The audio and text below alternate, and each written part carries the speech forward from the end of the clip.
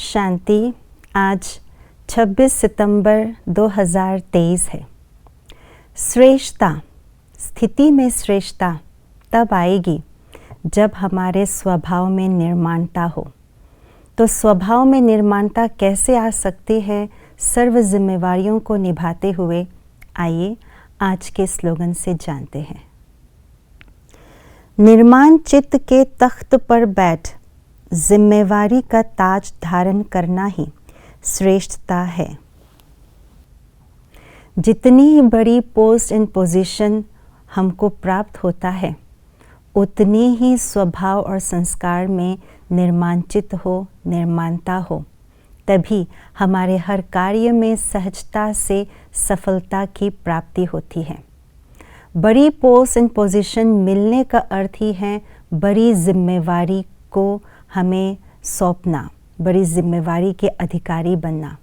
और बाबा जिम्मेवारी के लिए कहते हैं ये ताज है, जिम्मेवारी का ताज। और जिसके सिर पर ताज होता है उसको तख्त भी अवश्य प्राप्त होता है, और तख्त माना ही निर्माणचित। तो कहने का भावार्थ यही है कि जिम्मेवारी का ताज और स्वभाव में निर्माणचित होना, दोनों में बैलेंस रखना ये बहुत डिफ़िकल्ट है। ये दोनों को बैलेंस रखना ये बहुत बड़ी कला की बात है। कई लोग अपने पोस्ट पोजीशन के नशे में अपने स्वभाव संस्कारों में नम्रता तो दूर, अभिमानी होने के कारण से लोकप्रिय नहीं बन पाते हैं। तो जिम्मेवारी निभाते हुए हमारे स्वभाव संस्कारों में निर्माणचित कैसे आए, इसके लिए बाबा ने एक अव्यक्त मुरली में 3 बातें कही है।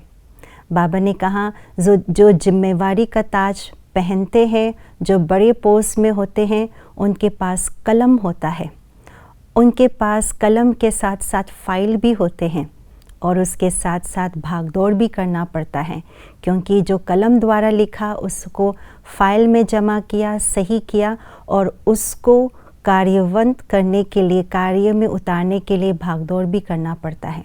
तो बाबा ने कहा जब कलम उठाते हैं तो इसी बात के नशे में रहो कि मैं कमल पुष्प आसनधारी आत्मा हूँ।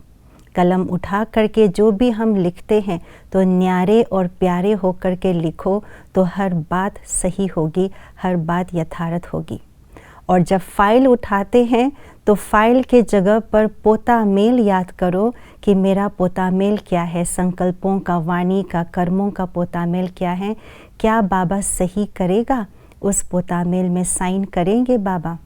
और तीसरी बात, जब उस फाइल को कर्म में लाने के लिए जब भागदौड़ करते हैं तो सीढ़ी के चित्र को याद करो, अर्थात मुझे सदा ऊपर चढ़ना है, नीचे नहीं उतरना है, अपने रिकॉर्ड को सदा आगे बढ़ाते जाना है। जब इन तीनों बातों की स्मृति स्वरूप रख करके हर कार्य करेंगे, जिम्मेवारी निभाएंगे, तो स्वतः ही हमारे स्वभाव में निर्माणता आएगी, और तभी हमारे जीवन श्रेष्ठ बनेंगे, हम श्रेष्ठ आत्मा कहलाएंगे। ओम शांति।